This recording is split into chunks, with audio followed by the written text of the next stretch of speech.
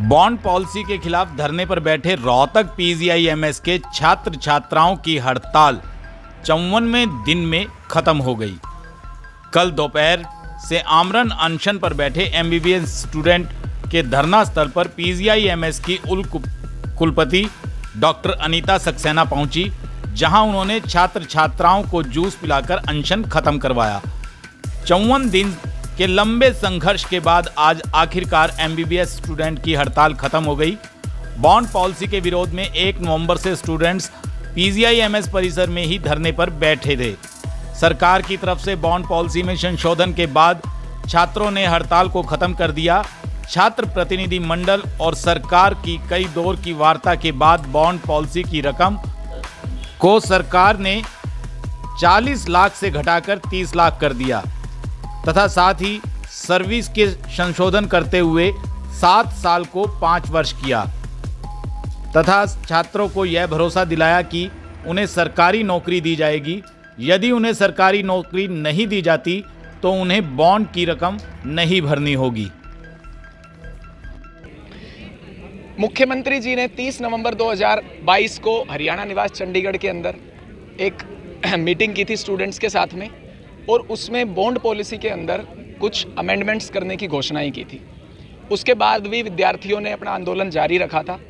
हमने बार बार ये बात पीछे भी उठाई थी कि सरकार ने जो भी अमेंडमेंट्स की हैं वो सरकार डिटेल्ड रूप से गैजेट नोटिफिकेशन के अंदर निकाले, उसके बाद में विद्यार्थी अपना निर्णय लेंगे।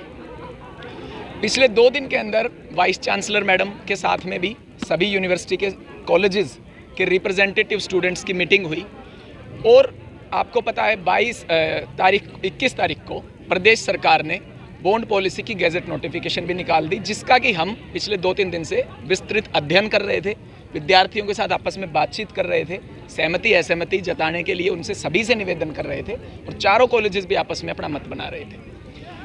जो सरकार ने बॉन्ड पॉलिसी के अंदर अमेंडमेंट्स की हैं वो पॉजिटिव हैं और वो विद्यार्थियों के हित में हैं।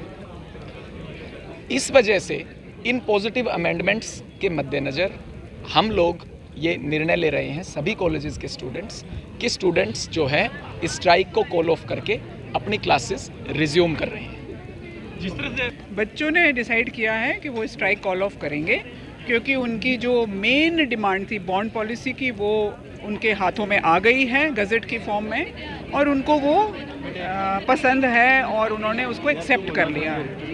तो अब इन लोगों को, बच्चों को हड़ताल नहीं जारी रखने की कोई ज़रूरत, और इन्होंने डिसाइड किया है कि वो कॉल ऑफ करेंगे अपने स्ट्राइक। मैडम, आप लोगों ने क्या आश्वासन दिया और सरकार की तरफ से आप आई हैं यहाँ पे, सरकार ने जो गाइडलाइन आपको दी होंगी, इनसे बात की है, तो आपकी तरफ से क्या एश्योरेंस दिया गया है सरकार के बिहाफ पे? देखिए, सबसे जो बड़ा मुद्दा था वो बॉन्ड का था, वो तो गज़ेट के फॉर्म में आ गया है, तो उसमें तो कोई एश्योरेंस की बात ही नहीं है।